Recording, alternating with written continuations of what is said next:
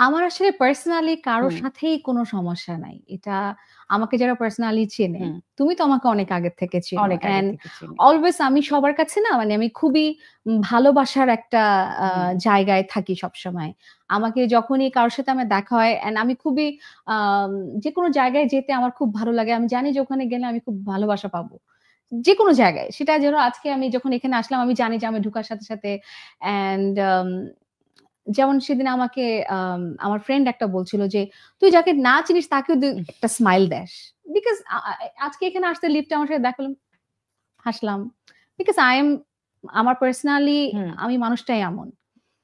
So আমার মনে হয় আমি অ্যাকচুয়ালি দেখো আ লাবণ্য আমি অনেক ছোট থেকে এই হুম, জগৎটাতে কাজ করি। আমি কখনোই আমার নিজের পরিবারের বাইরে এই জগৎটাকে ভাবিনি।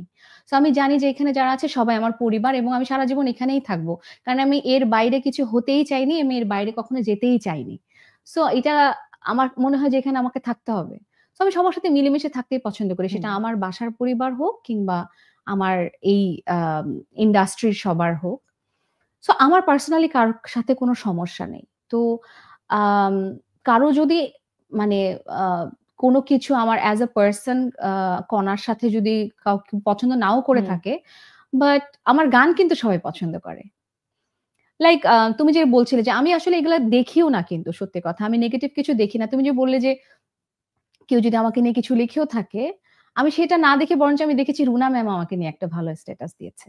হুম, সেটা আমার কাছে অনেক বড় বিষয়। সো পজিটিভ নেগেটিভ সবসময়ই থাকবে। যেমন ধরো যে দুষ্ট কোকিলের কথাই বললে। হুম। দুষ্ট কোকিল বের হওয়ার পরেও কিন্তু আমি অনেকের ভালোবাসা পেয়েছি। আমার থেকে যারা একটু জুনিয়র তারা কিন্তু আ লিখে, "আপু আজকে তোমার গান গাইছি।" আমি খুব হ্যাপিলি বলি যে, "খুব ভালো আরো গাও।"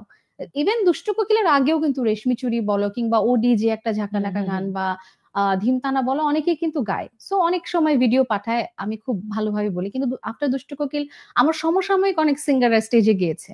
হুম, যারা কিনা আমার সমসাময়িক, আমার সাথে স্টেজ পারফরম্যান্স করছে। আমাকে অনেকে ভিডিও পাঠিয়েছে। ইভেন আম আমাদের মিলা আমাকে একদিন ভিডিও কল দিল ১৬ ডিসেম্বরের দিন। ও একটা শোতে গেছে অ্যান্ড আমি আমি জাস্ট ভিডিও কল দেখে আমি জাস্ট ধরছি যে মিলা এমনি মনে হয় গাড়ির থেকে কল দিছে অর সামথিং। আমি খুলে দেখি অডিয়েন্স এর দিকে ক্যামেরা ধরা। আমি জাস্ট বলে, "দোস্ত আমারে তো তোর গান গাইতে বলতেছে। কি করবো?" আমি বলছি, "গা।" পরে বলে, "তুইও গা আমার সাথে।" তাহলে হচ্ছে আমিও গাইলাম।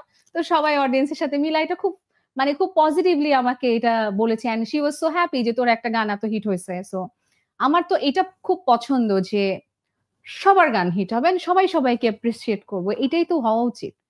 আচ্ছা, বিষয়টা তুমি তোমার জায়গা থেকে ক্লিয়ার করে দিলে। যেটা বলছিলাম যে পার্সোনাল লাইফ আমার সাথে সম্পর্কে কারো কোনো সমস্যা নেই। মানে না, আমি কোনো পার্সোনালি কারো সাথে কোনো সমস্যা নেই।